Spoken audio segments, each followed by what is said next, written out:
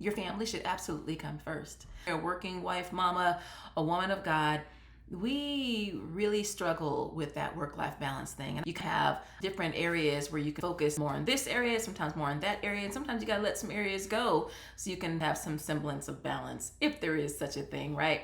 But one of the things that is important to remember is that we are running the home front. It is in the Bible. This is not something that man came up with, or our husbands came up with, or our fathers, or whoever. It is in the Word of God. Titus 2, and we all know Titus 2, hopefully, that talks about the older, more mature women being an example to the younger women, for themselves. It talks about not being slanderers, not being given too much wine.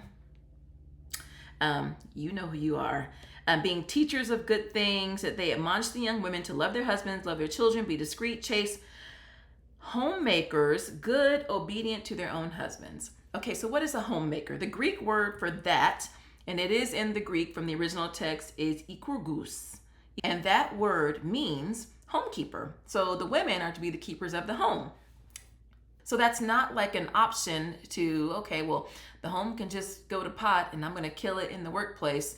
No, we're supposed to take care of our homes, which is really the nucleus to make sure that we're nurturing our families, our husbands and our kids. And if you got extended family in the home, so be it. So you got to really think about how to prioritize all the things that you have on your plate so that you can keep doing that. I know for myself, I love cats.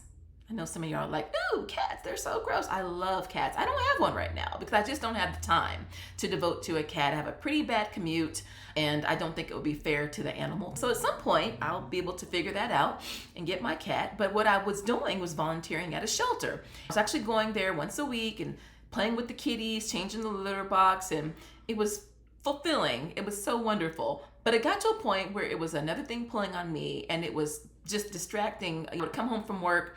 It wasn't like reading the husband, the son, or cooking dinner. It was like, I gotta go get to the cats. And so even though it was only once a week, it was still taking a couple hours out of my day to do that. And so I got to the point where I said, I gotta take a break from that right now. And then maybe later I'll revisit it.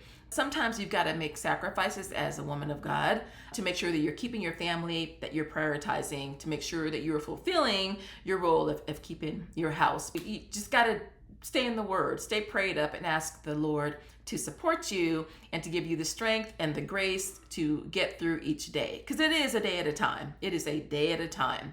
So hopefully that little tidbit helped you today and gave you some insight on what it truly means to be a Proverbs 31 woman in terms of keeping your house, because it is in the Word of God. All right, I will talk to you soon. I hope you have a blessed day.